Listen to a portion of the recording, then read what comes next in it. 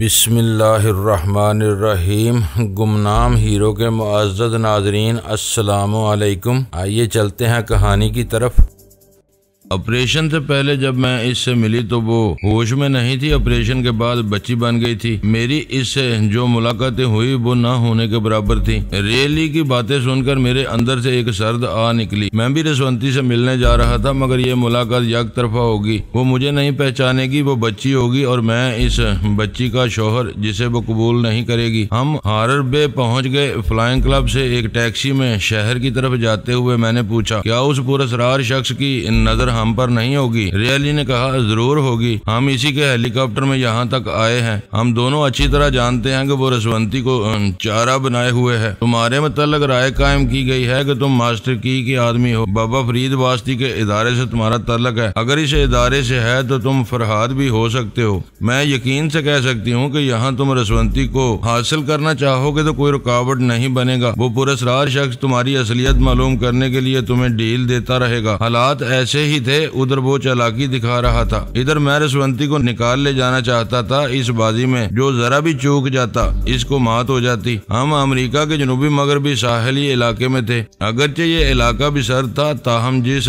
सर्द जहन्नम से निकलकर हम आए थे, इसके मुकाबले में यहाँ की सर्दी गुलाबी जाड़े की तरह लग रही थी। बड़ा अच्छा मौसम था। रात हो चुकी थी। हमने एक महंगे होटल में क़याम किया। मेरा दिल रसवंती की तरफ खींचा जा रहा था और रियली मेरी तरफ खींची आ रही थी। उसने कहा, मुकम्मल मंसूबा बनाए बगैर रसवंती के पास जाना और इसे वहाँ से निकाल लाना दानिशमंदी न होगी। पहले दिन की रोशनी में इस शहर को अच्छी तरह देखना होगा। यहाँ से फरार होने के लिए ठोस जराए इख्तियार करने होंगे। वो मेरे साथ ज्यादा से ज्यादा वक्त गुजारने के लिए ऐसा कह रही थी। वैसे माकूल बात कह रही थी। वहाँ से निकलने के लिए फजाई, बहरी और खुशकी रास्तों और जराए आमदोरफ्त को समझना बहुत जरूरी था। वो अजनबी शहर था। रियली गाइड बन गई थी। वो रात के खाने के लिए मुझे ऐसे होटल में ले गई जहां बाल रूम डांस से लेकर कैबरे तक के इंतजाम थे। शराब पानी की तरह बहती थी। रियली ने बार में पहुंचकर वहिस्की का ऑर्डर देना चाहा। मैंने कहा, मैं नहीं पीऊंगा। उसने चौंक कर मुझे देखा, फिर कहा, फरहाद भी नहीं पीता है। सिर्फ फरहाद नहीं, दुनिया के करोड़ों लोग नहीं पीते हैं। मैं दुनिया की नहीं तुम्हारी बात कर रही हूँ। मेरा दिल कहता है कि तुम फरहाद हो। जब मैं पीऊंगा तो तुम्हारी राय गलत हो जाएगी। अभी तुमने कहा था कि नहीं पीते। मैंने कहा था नहीं पीऊंगा। इसका मतलब ये नहीं कि मैं पीता ही नहीं हूँ। अभी मदाम कंप्यूटर ने पाबंदी आयद कर दी है। मेरी आदत है तुम्हें पीकर बहकने लगता हूँ। जब तक रसवंती को मदाम तक नहीं पहुँचाऊंगा मुझे पीने की इजाजत नहीं मिलेगी। मैं देखूंगी तुम कहाँ तक मुझसे छुपते हो। वो एक अंदाजे दिलरुबाई से मुस्कुराने लगी। इसने कहा, मिस्टर मैकॉक्स, हम ईसाई हैं। हाँ हैं। फिर तो तुम मेरे साथ खंजीर का गोश्त खाओगे। बेइख्तियार मेरे मुंह से निकला, ला हौल वला कुव्वत। क्या तुम अरबी बोल रहे हो? मैं नहीं, मदाम कंप्यूटर बोल रही है। वो मुसलमान है। मैं हराम गोश्त को हाथ भी लगाऊंगा तो वो मेरी खोपड़ी में जलजले पैदा कर देंगी। कोई शौहर बीवी से इतना नहीं डरता होगा जितना तुम मदाम से डरते हो। खुदा का शुक्र है कि बीवियां दिमाग के भेद नहीं जानती और शौहरों का भला होता है। तुम बड़ी सफाई से बातें बनाकर निकल जाते हो। मैं देखूंगी तुम कहाँ तक बचते हो। इसने खाने का ऑर्डर दिया और विस्की का एक पैग हलक से उतारने लगी। मैं शराब को ललचाई हुई नजरों से देखते हुए बोला, तुम पी रही हो और मेरी प्यास बढ़ती जा रही है। वो मुस्कुराकर बोली, मैं तुम्हारे जरिए मदाम कंप्यूटर से मुखातब हूँ और सिफारिश करती हूँ कि मैकॉक्स को एक आध पैग पीने की इजाजत दी जाए। ये कहते हुए इसने एक बड़ा सा पैग बनाकर मुझे पेश किया। मैंने कहा, मदाम ने तुम्हारी सिफारिश का जवाब नहीं दिया है। शायद वो दिमाग में नहीं है। तो फिर पी जाओ। वो किसी भी लम्हे आ सकती है। फिर मेरी शामत आ जाएगी। तुम ये पैग अपने लिए रखो। मैं ज्यादा नहीं पीऊंगी। अगर मदाम ने मुझे इजाजत दे दी तो मेरा साथ कैसे दोगी? फिर जरूर पीऊंगी। तो पियो, वो आती ही होंगी। वो पीने लगी। जब दूसरा पैग खत्म हो गया तो मैंने कहा, मदाम आ गई हैं। ये इजाजत दे रही हैं, मगर कहती हैं कि शराब में ऐसी मिलावट हो सकती है जिससे मुझे नुकसान पहुंच सकता है। कोई मिलावट नहीं है। मैंने अभी तुम्हारे सामने पी है, मगर मदाम की मौजूदगी में नहीं पी। तुम इनकी तसल्ली के लिए एक बड़ा सा पैग पीकर दिखाओ। उसने तीसरा बड़ा पैग हलक से उतार लिया। शराबी मर्द हो या औरत, उसे जरा सी तरगीब दी जाए तो वो चैलेंज समझकर पीता चला जाता है। मैं यही चाहता था कि वो नशे की ज्यादती के बायस सांस रोकने के काबिल न रहे। मैंने सोच की लहरों को इसकी तरफ मुंतकिल किया। इसके दिमाग में आसानी से जगह मिल गई। इसने सोच की लहरों को महसूस किया मगर नशा गालिब था। फिर मैंने ध्यान हटा दिया। खाना आ गया था। मैंने कहा, तुम बड़े वो हो, मैं नहीं खाऊंगी। तुम भी बड़ी वो हो, खाने की जरूरत ही क्या है, पीती रहो। मैंने एक और पैक बनाकर इसके आगे रख दिया। फिर इसकी सोच में कहा, क्या मैं मेकाक्स को यहाँ लाकर फांस रही हूँ। इसने एक घूंट पिया। फिर सोचने लगी, पूरे हारर बे में पुरस्कार बॉस की अनदेखी हुकूमत है। यहाँ के सरमायादार गुंडे, बदमाश और पुलिस वाले सब हमारे बॉस के फर्मा बरदार हैं। यहाँ रेलवे में, बंदरगाह में, एयरपोर्ट पर काम करने वाले मजदूरों से लेकर अफसरान तक बॉस के जर खरीद हैं। यहाँ कोई भी अजनबी अपनी मर्जी से आ सकता है मगर अपनी मर्जी से जा नहीं सकता। मैंने सोच के जरिए पूछा, क्या मेकाक्स भी नहीं जा सकता? जरूर जाएगा, ये तो हमारी प्लानिंग है। कोई भी आए और रसवंती को ले जाए। वो जहाँ भी रहेगी बॉस की नजरों में रहेगी और बॉस की नजरों में इस वक्त तक रहेगी जब तक फरहाद नजर न आ जाए। वो पी रही थी और रवानी में सोचती जा रही थी, बल्कि मदहोशी में वही बातें बुड़बुड़ाने के अंदाज में बोल रही थी। ए मिस्टर मेकाक्स, तुम उल्लू हो। तुम्हारी मदाम मेरी मर्जी के बगैर दिमाग में नहीं आ सकती। तुम दोनों को कभी मालूम नहीं हो सकेगा कि मैं बॉस की गद्दार नहीं हूँ। जो गद्दार हेलीकॉप्टर में आए थे, मैं इनकी निगरान थी। मेरे गिरबान में एक नन्हा सा ट्रांसमीटर छुपा हुआ है। जब से तुम मेरे साथ हो तब से तुम्हारी एक एक बात मेरे बॉस तक पहुँच रही है। मैं खा रहा था और सुन रहा था, लेकिन अब लुकमा हलक में फंस रहा था। मैं सोच भी नहीं सकता था कि पुरस्कार शख्स तक मेरी एक एक बात पहुंच रही है। मैंने पानी का घूंट लेकर लुकमे को हलक से उतारा। फिर रियली की तरफ झुककर कहा, अगर वो पुरस्कार शख्स सुन रहा है तो मैं रियली के खुफिया ट्रांसमीटर के जरिए मदाम कंप्यूटर का एक पैगाम पहुंचा रहा हूं। मैंने रियली के जरा और करीब होकर कहा, मदाम बराह रास्त अपनी आवाज और लहजा इस ट्रांसमीटर के जरिए नशर नहीं करेंगी। हो सकता है कि दूसरी तरफ आवाज रिकॉर्ड हो रही हो और ये आवाज बाद में किसी तरह फरहाद तक पहुंच जाए। सच पूछो तो मैं फरहाद से खाइफ हूँ। जब तक रसवंती की तरह वो भी टेलीपैथी से महरूम नहीं होगा, मैं अपनी आवाज किसी को नहीं सुनाऊंगी। फिलहाल मेकाक्स मेरी बातें अपनी जुबान से कह रहा है। रियली ने मदहोशी में पूछा, ए तुम क्या कह रहे हो? हम एक कैबिन में बैठे हुए थे, कोई हमें देखने वाला नहीं था। मैंने हाथ बढ़ाकर इसका ट्रांसमीटर निकाल लिया। फिर कहा, मदाम अब तक कंप्यूटर कम ट्रांसमीटर के जरिए मतलूबा अफराद से राब्ता कायम करती रही, मगर सोनिया ने कंप्यूटर कम ट्रांसमीटर को नाकाबिले इस्तेमाल बना दिया। अब मदाम ने मुझे गुफ्तगू का जरिया बनाया है। बहरहाल हम पुरस्कार शख्स से दोस्ती करना चाहते हैं। अगर दोस्ती मुनासिब न हो तो एक सौदा करना चाहते हैं। मैंने एक जरा तवक्कुफ के बाद कहा, दरअसल पिछले दिनों हमारी मदाम और सोनिया के दरमियान ठन गई थी। सोनिया ने इन्हें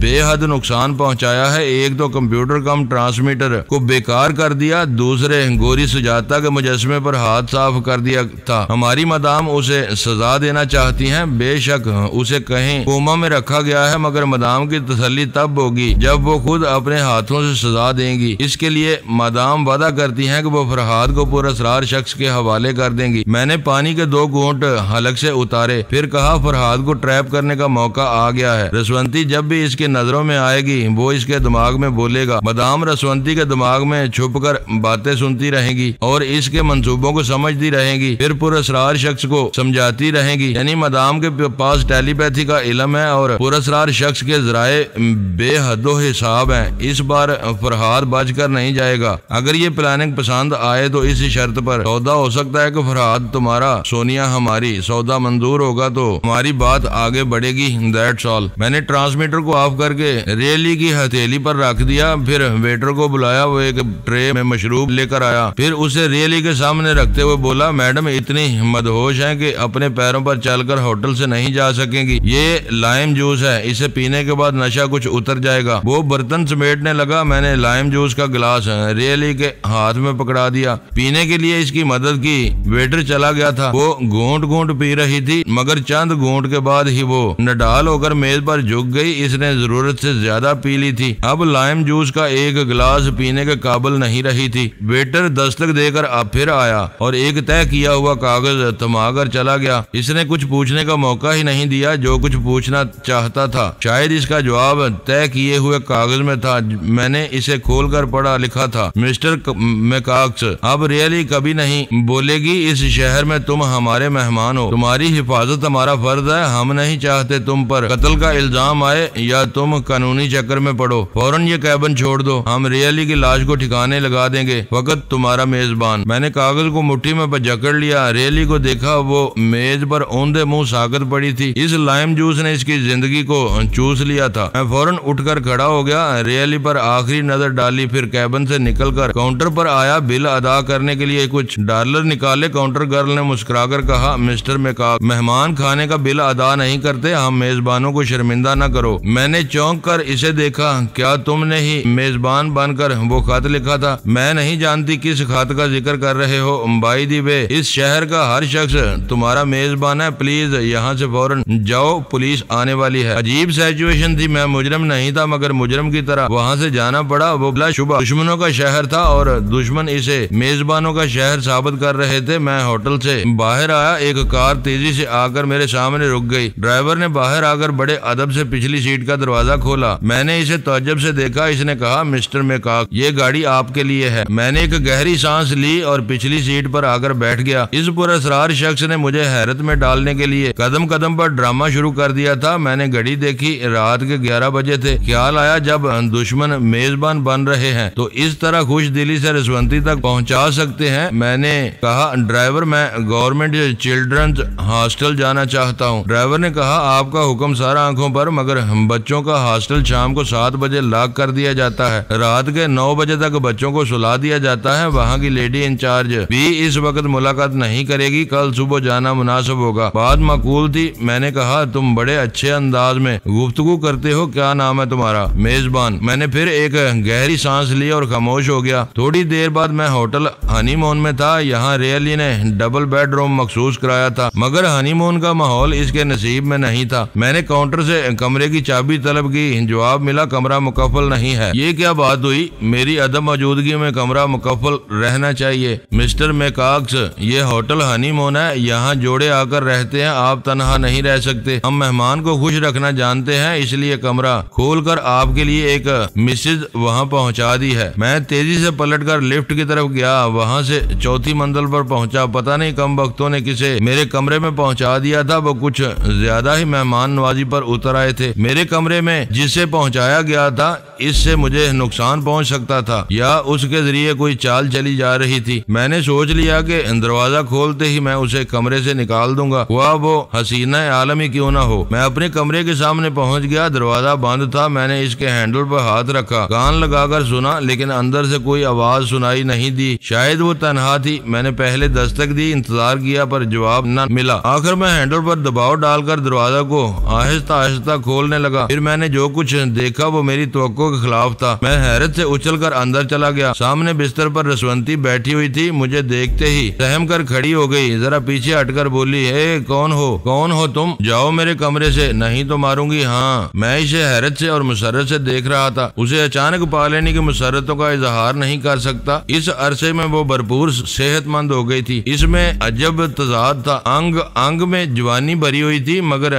जहन बच्चों जितना था। वो एक मासूम बच्ची की तरह कह रही थी, तुम नहीं जाओगे तो आंटी आएंगी, फिर तुम्हारी पिटाई करेंगी। मैंने पूछा, तुम्हारी आंटी कौन है, कहाँ है? वो हमारी बेबी आंटी है, हम सब बच्चों की बेबी आंटी है। वो बहुत अच्छी है। आज इन्होंने गुड्डे गुड़िया की तरह मेरी भी शादी कराई है। ये मेरे मियाँ का कमरा है, वो मेरे मियाँ को लेने गई है। मैं दुश्मनों की चाल को किसी हद तक समझ रहा था। दरवाजे से आवाज आई, बेबी रसवंती, यही तुम्हारे शौहर है। मैंने पलट कर देखा है कि सेहतमंद उधेड़ उम्र की औरत दरवाजे से गुजरकर कमरे में आ गई थी। इसकी आवाज और लबो लहजे से मालूम हो गया वो रोमांटिक बेबी थी। मैंने कहा, एक हस्ती मेरे दिमाग में बोलती है, अभी बोल रही है कि तुम रोमांटिक बेबी हो। वो बदनसीब औरत हो जिसको आज तक एक शौहर नहीं मिला, मगर तुम हम जैसों को दूसरी औरतों का शौहर बनाती फिरती हो। आखिर ये क्या हरकत है? वो मुझे सर से पांव तक टटोलती हुई नजरों से देख रही थी। फिर बोली, जो तुम्हारे दिमाग में है वो यकीनन मेरे दिमाग में भी आएगी या आ चुकी होगी, मगर मैं टेलीपैथी से खौफ नहीं खा सकती। सीधी सी बात है, तुम रसवंती को अगवा करने आए थे, हम खुद ही इसे तुम्हारे हवाले कर रहे हैं, मगर तुम इसे जहाँ भी ले जाओगे, सफर के दौरान इसके साथ वक्त गुजारोगे और कहीं कहीं क्याम भी करते जाओगे, मगर इस रिश्ते से ये हसीन है, जवान है, तन्हाई में बेईमान कर देगी या दयानतदार बना देगी। बेईमानी से बेहतर है इसे बीवी बना लो, या दयानतदारी का तकाजा है कि बहन बनाकर ले जाओ, बोलो कौन सा रिश्ता मंजूर है। वो पुरस्कार शख्स मेरी असलियत मालूम करने के लिए खूब चालें चल रहा था। इसकी सोच के मुताबिक अगर मैं फरहाद हूँ तो इससे मियाँ बीवी के सिवा कोई और रिश्ता कायम नहीं कर सकता, अगर फरहाद नहीं हूँ तो बहन बनाकर ले जा सकता हूँ। मैंने कहा कोई रिश्ता जरूरी नहीं है, मर्द और औरत किसी रिश्ते के बगैर भी एक दूसरे का एहतराम कर सकते हैं जब तक रसवंती मेरे साथ रहेगी। एक इमानत होगी, तुम्हारे पुरस्कार बॉस को मालूम होगा कि मदाम कंप्यूटर मुसलमान है और रसवंती एक मुसलमान की शरीके हयात है, तो इसकी इज्जत पर आंच नहीं आने देगी। फरहाद से दुश्मनी अपनी जगह है, ये जरूरी नहीं कि जो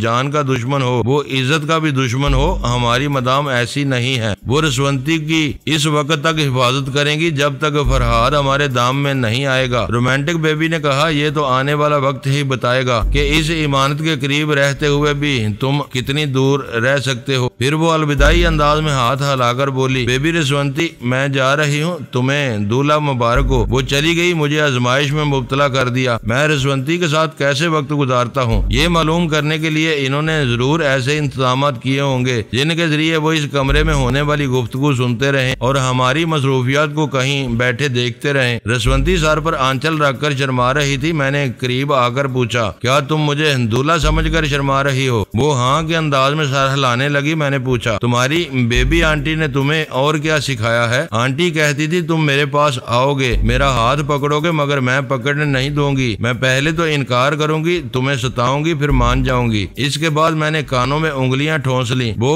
जहनी तौर पर बच्ची थी मगर सिखाई हुई पक्की पक्की बातें कर रही थी। अब से पहले हमारे अज़दवाजी जिंदगी में इसने कभी ऐसी बात नहीं की। वो बेहद शर्मीली थी। ये दुश्मनों की सितम ज़रीफी थी कि इसे बच्ची बनाने के बाद बेशर्म बना रहे थे। मैंने कहा, रसवंती ऐसी बातें ना करो, मैं तुम्हारा दूल्हा नहीं, तुम्हारे दूल्हा का दोस्त हूँ। तुम जिसकी बीवी हो वो हमसे बहुत दूर है। हम दोनों मिलकर इसे तलाश करेंगे। घड़ी देखो, आधी रात हो चुकी है, तुम आराम से बिस्तर पर सो जाओ। मैं अकेली बिस्तर पर नहीं सोऊंगी, मुझे डर लगता है। आंटी ने कहा था रात को तुमसे अलग रहूंगी तो बड़े बड़े नाखूनों वाला, बड़े बड़े दांतों वाला शैतान आएगा और मेरा खून चूस लेगा। तुम्हारी आंटी ने ख्वाब मुख्वाब डराया है, मैं फर्श पर सोता रहूंगा, कोई शैतान नहीं आएगा। वो किसी तरह मेरी बात मानने को तैयार नहीं थी। मजबूरन मैं इसे बिस्तर पर ले आया। वो नन्ही बच्ची की तरह पहले तो उछल कर बिस्तर पर बैठ गई, फिर लेट कर बोली, आओ मेरे पास और मुझे जिन परी की कहानी सुनाओ। मैं इसके पास आकर चुपके से टेलीपैथी की लोरी सुनाने लगा। कुछ देर में कभी मैं कहानी के 2-4 फिक्रे सुनाता था, कभी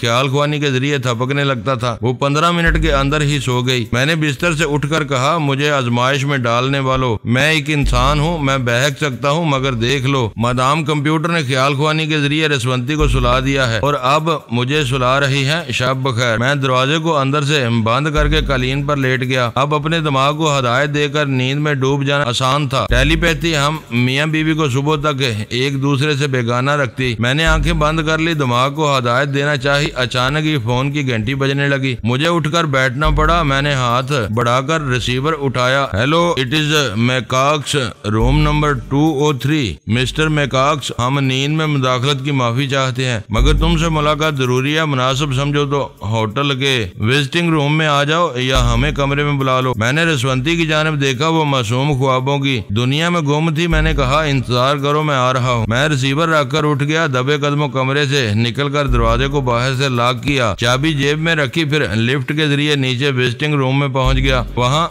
2 बॉडी बिल्डर किस्म के आदमी और 2 निहायत संजीदा उधेड़ उम्र के आदमी नजर आए। सब ने मुझसे मुसाफा किया। मैंने एक सोफे पर बैठते हुए कहा, आप लोग भी यकीनन मेरे मेजबान होंगे। एक उधेड़ उम्र के शख्स ने कहा, हाँ हम मेजबान भी हैं और मेहरबान भी। तुम्हारी मदाम ने रियली के ट्रांसमीटर के जरिए बॉस से कुछ लेने और कुछ देने का वादा किया है। हमारे बॉस को लेन देन की शराइत मंजूर है, मगर हमारी भी कुछ शराइत है। मैंने कहा, मदाम 15 मिनट के बाद मेरे दिमाग में आएंगी, तुम लोगों को इंतजार करना होगा। 15 मिनट गुजारने के लिए हॉट कॉफी मंगवाई गई। वो मेरे मुताल्लिक सवालात करते रहे, मैं जवाब देता रहा। ठीक 15 मिनट के बाद मैंने कहा, हमारे दरमियान मदाम मौजूद हैं, तुम सब बारी बारी अपना तारुफ करा सकते हो। वो मुझे देखते हुए अपना अपना तारुफ कराने लगे। फिर एक उधेड़ उम्र वाले ने कहा, मदाम बास को आपकी शराइत मंजूर है। हमारी शर्त यह है कि मैकॉक्स रसवंती को अमेरिका से बाहर न ले जाए। शुमाली अमेरिका अलास्का से लेकर जनूबी अमेरिका अर्जेंटाइन तक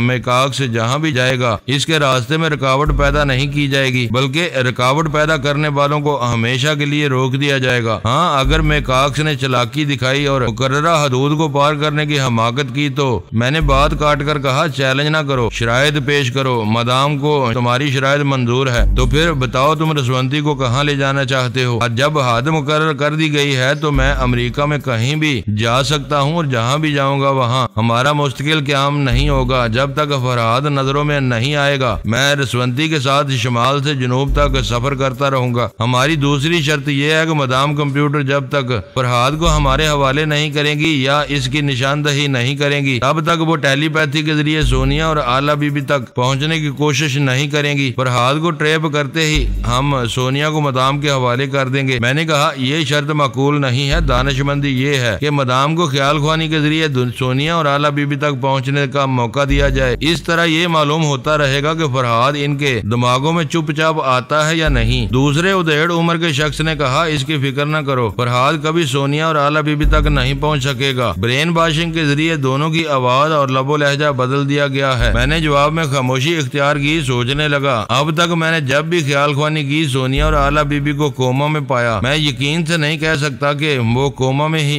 रहती होंगी। इनके दिमाग इस कदर कमजोर हो गए थे कि मैं टेलीपैथी के जरिए इनमें तवानाई बहाल नहीं करा सकता था। मेरे दिल ने कहा, मुझे फिर एक बार इनके दिमागों में झांकना चाहिए। अगर इनकी आवाज और लबो लहजा बदल गया है तब भी ये एक तजर्बा होगा कि इनके पहले लबो लहजे के सहारे ब्रेन वॉश किए हुए दिमाग में पहुंच सकता हूं या नहीं। अभी मौका नहीं था। मैं अपने मेजबानों के रूबरू बैठा बातें कर रहा था। एक मेजबान ने पूछा, मेकाक्स तुम बड़ी देर से खामोश हो। हाँ, मैं सोच के जरिए मदाम से बातें कर रहा हूँ। ये कह रही हैं मुझे ज्यादा दिनों तक इस शहर में क्याम नहीं करना चाहिए। बूढ़े मेजबान ने कहा, तुम जब चाहो रसवंती के साथ जा सकते हो। मैंने कहा, मैं थक गया हूँ। अच्छी तरह नींद पूरी करने और थकन उतारने के बाद यहाँ से तैयारे में सफर करूंगा। मेकाक्स, इसे वार्निंग समझो या मशवरा। अगर कभी तुमने धोखा देने की कोशिश की तो आइंदा हमारा जो भी आदमी तुमसे टकराएगा वो योगा का माहिर होगा ताकि तुम मदाम की टेलीपैथी का सहारा न ले सको। एक और मेजबान ने कहा, हमारे बॉस का एक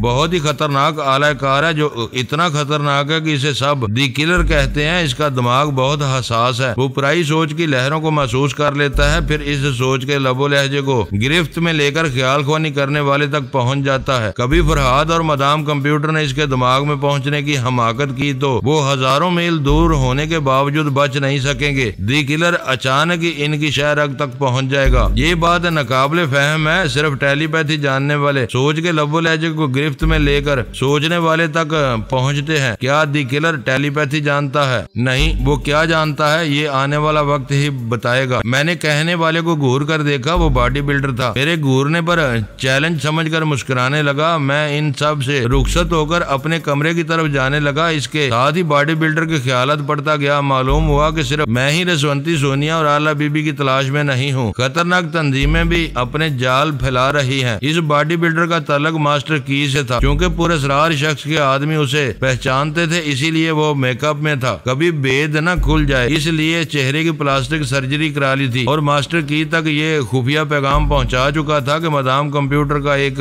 आदमी मेकाक्स रसवंती को यहाँ से ले जाने वाला है। मैंने कमरे में आकर देखा, रसवंती महवे ख्वाब थी। इसे देखते ही दिल इधर खींचने लगा। करीब पहुंचकर एहसास हुआ कि वाकई खिंचा चला आया हूँ। मैं फौरन ही दूर हो गया। मैं सोफे पर आकर बैठ गया। हालात का तकाजा था कि मुझे सोनिया नहीं चाहिए। अभी बहुत से काम पड़े थे। अब मैं ख्याल ख्वानी के जरिए ही दिल को बहला सकता था। मैंने सबसे पहले शेख अल्फारज से राब्ता कायम किया। इन्होंने शिकायत की, फरहाद अपनी इस बुरी आदत से बाज आ जाओ। कहीं जाते हो तो हमें बिल्कुल ही भूल जाते हो। कम से कम अपनी खैरियत से तो आगाह किया करो। मोहतरम, मैं नगर नगर भटकता हूँ। कदम कदम परेशानियाँ होती हैं। मैं आप लोगों को परेशान नहीं करना चाहता, मगर हाँ, जरूरत के वक्त जरूर याद करता हूँ। पहले आप मेरे हालात सुन ले। मैं अपने मौजूदा हालात बताने लगा। इन्होंने सब कुछ सुनने के बाद कहा, रसवंती मिल गई है। अब फिक्र न करो। अमेरिका के शुमाल से जनूब तक सफर करो। वहाँ हमारे आदमियों की कमी नहीं है। इनके अलावा मैं अपने तुलबा और तालबात को रवाना करूंगा जो अपनी जहानत और सलाहियतों से रसवंती को वहाँ से निकाल लाएंगे और इस पुरस्कार शख्स के गिरोह में अपने लिए जगह बनाते जाएंगे। मोहतरम, रसवंती को यहाँ से इस वक्त तक ले जाना मुनासिब नहीं है जब तक सोनिया और आला बीबी को हम न पालें। दुश्मनों का बयान है कि ब्रेन वॉशिंग के जरिए इनके लहजे और आवाजों को बदल दिया गया है। पता नहीं ये कहाँ तक दुरुस्त है। मैं अभी इनसे दिमागी राब्ता कायम करने की कोशिश करूंगा। आप ये नोट कर लें कि मैं यहाँ से कोलंबिया और फिर कोलंबिया से एंडस तक प्रवास करूंगा। वहाँ हमारे आदमियों पर दुश्मनों को शुबा नहीं होना चाहिए। ऐसा ही होगा। एंडस से दरियाए अमाजन का बहाव शुरू होता है, वहाँ से समंदर तक हमारे आदमी मौजूद रहेंगे और कोई इन पर शुबा नहीं कर सकेगा। ऐसा ही होगा। एंडस से दरियाए अमाजन का बहाव शुरू होता है, वहाँ से समंदर तक हमारे आदमी मौजूद रहेंगे और कोई इन पर शुबा नहीं कर सकेगा। मैंने उनसे रुखसत होकर शीबा के दिमाग पर दस्तक दी। वो चौंक कर उठ बैठी। मैंने कहा, शीबा, मैं फरहाद हूँ। मैंने वादा किया था जब तक ख्याल ख्वानी के जरिए तुम मुखातब नहीं करोगी और अपने दिमाग में आने की इजाजत नहीं दोगी, मैं नहीं आऊंगा, मगर आज जरूरत से मजबूर होकर आ गया हूँ। फरहाद, तुम मेरी जरूरत के वक्त काम आते रहे हो। आज मुझे एक खुशी इस बात की है कि मैं भी तुम्हारे काम आ सकती हूँ। दूसरी खुशी इस बात की है कि तुम जुबान के सच्चे और वादे के पक्के हो। तुम मेरी इजाजत के बगैर मेरे दिमाग में नहीं आए, मगर मेरे दिल में अंदेशा रहा। मैं दिन रात सोचती रही, शायद तुम चुपचाप मेरे ख्यालात पढ़ रहे हो और मेरी ऐसी तन्हाइयों में मौजूद रहते हो जहाँ मैं अपना साया भी बर्दाश्त नहीं कर सकती। तुम्हारे शक्को शुबे के मुतल्लिक क्या कह सकता हूँ? सुना है इसका इलाज हकीम लुकमान के पास भी नहीं था। वो बोली, जनाब शेख अल-फारस ने कई बार कहा कि मैं ख्याल ख्वानी के जरिए तुम्हारी खैरियत मालूम करूं। मैंने पहले तो माजरत चाही, फिर झूठ कह दिया कि मैंने ख्याल ख्वानी की थी, तुम खैरियत से हो। तुम्हारे पास आने के लिए मुझ पर पाबंदी है। मैंने तो तुम्हें पाबंद नहीं किया, तुम भूले से एक बार तो राब्ता कायम कर सकती थी। इसने सर झुका लिया। अपने नाखूनों से खेलते हुए बोली, मैंने कई बार सोचा इखलाकन ही तुम्हारी खैरियत मालूम कर लूं, मगर जाने क्यों अब भी तुमसे डर लगता है। मैं हंसने लगा। इसने पूछा, हंसते क्यों हो? मैं तुम इससे डरती हो जो अपनी बीवियों का हाथ भी नहीं पकड़ सकता। इस वक्त रसवंती मेरे सामने बिस्तर पर सो रही है, मगर ये फरहाद की इमानत है और मैं अभी फरहाद नहीं हूँ। माना कि मेरा पिछला रिकॉर्ड खराब है, मगर आदमी हमेशा बुरा नहीं रहता। हालात उसे राह रास्त पर ले आते हैं। बहरहाल मैं अपनी सफाई पेश करके तुम्हारी नजरों में फरिश्ता बनना नहीं चाहता। तुम मुझसे डरती हो, इसलिए जा रहा हूँ। आइंदा तुम्हारे खौफ का सबब नहीं बनूंगा। मैं दिमागी तौर पर हाजिर हुआ। इसी वक्त पराई सोच महसूस हुई। मेरे सांस रोकने से पहले ही शीबा ने कहा, नाराज हो गए? लो, मैं खुद ही आ गई। बताओ मेरी क्या जरूरत पड़ गई है? मैंने उसे मुख्तसर हालात बताए। इसने कहा, अच्छा समझ गई। अब मुझे सचमुच मदाम कंप्यूटर का रोल अदा करना होगा। हाँ, मगर मोहतात अंदाज में, यूं जैसे तुम ख्याल ख्वानी करते हुए डरती हो कि फरहाद तुम्हारे दिमाग तक न पहुंच जाए। बेचारे दुश्मनों को क्या मालूम कि तुम सचमुच डरती हो। मुझे ताने न दो, मैं अब नहीं डरूंगी, मगर तुमसे राब्ता कायम करती रहूंगी। तुम्हारी मामा कैसी हैं? मेरे पास खैरियत से हैं फरहाद। तुम्हारी मेहरबानियों से हम माम बेटी की एक साथ जिंदगी गुजार रहे हैं। रबी असबंद यार का क्या हाल है? इनसे भी राब्ता कायम करते हुए खौफ महसूस होता है, कहीं मैं फिर इनकी बातों में आकर कोई हमाकत कर बैठी तो तुम्हारे सामने शर्मिंदगी होगी। मैं इस सिलसिले में कुछ मशवरे चाहती हूँ। हम इस मसले पर बाद में गुफ्तगू करेंगे। कुछ अरसा तक रबी असबंद यार से राब्ता न करना तुम्हारे लिए बेहतर होगा। मुझ पर भरोसा करो, मैं तुम्हें गुमराह होने नहीं दूंगा। जाने क्या बात है, मैं तुमसे जितना डरती हूँ इतना ही तुम पर एतमाद भी करती हूँ। तुमने बाबा साहब के इदारे में मुझे पहुँचाकर एक नई दुनिया में पहुँचा दिया है। यहाँ सलीके और हुनरमंदी से जीने के ढंग सिखाए जाते हैं और मैं बहुत कुछ सीख रही हूँ। मैं ये बड़ी अच्छी बात है।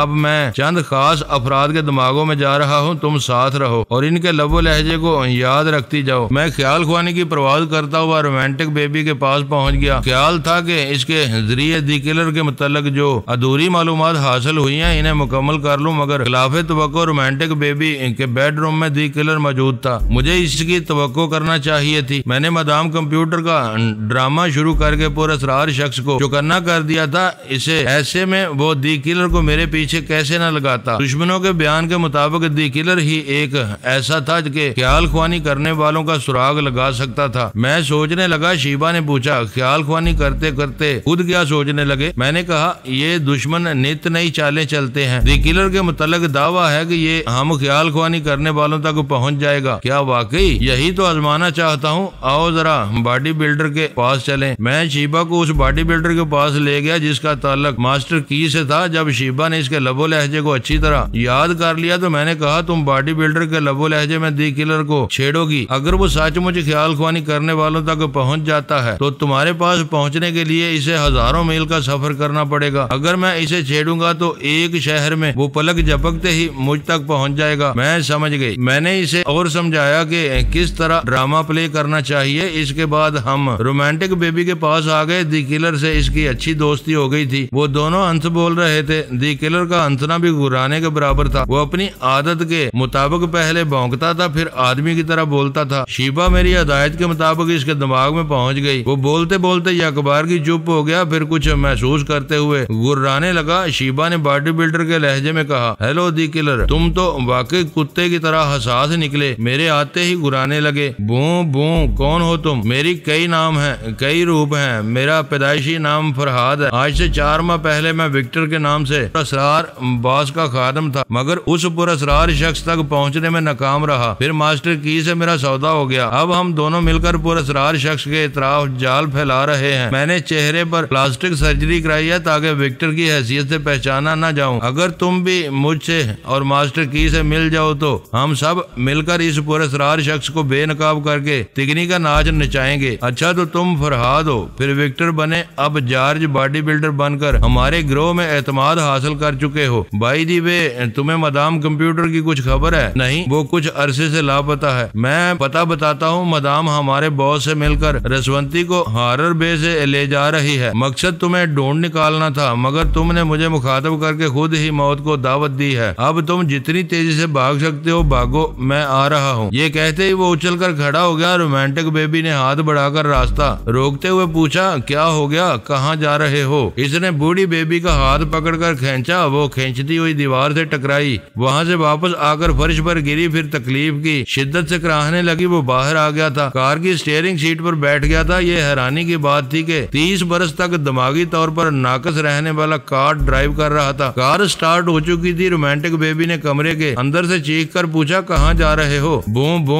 Hotel honeymoon. ये सुनते ही मैं अपनी जगह से उछल कर खड़ा हो गया। शीबा ने घबरा कर पूछा, क्या बात है? वो होटल हनीमून की तरफ आ रहा है। तुम परेशान क्यों हो रहे हो? तुम समझती क्यों नहीं? मैं इस वक्त हनीमून में हूँ। वो खूंखार कुत्ता मेरी तरफ आ रहा है। ओ गॉड। वो भी परेशान होकर उठ गई, कहने लगी, फरहाद वहाँ से भागो। मैं रसवंती को छोड़कर नहीं जा सकता। इन्होंने मुझे ढूंढ निकालने के लिए इसे जिंदा रखा था, अब इसे मार डालेंगे। ओह, तो फिर कुछ करो। आओ हम दोनों अपनी अपनी टेलीपैथी के हथियार आजमाएंगे।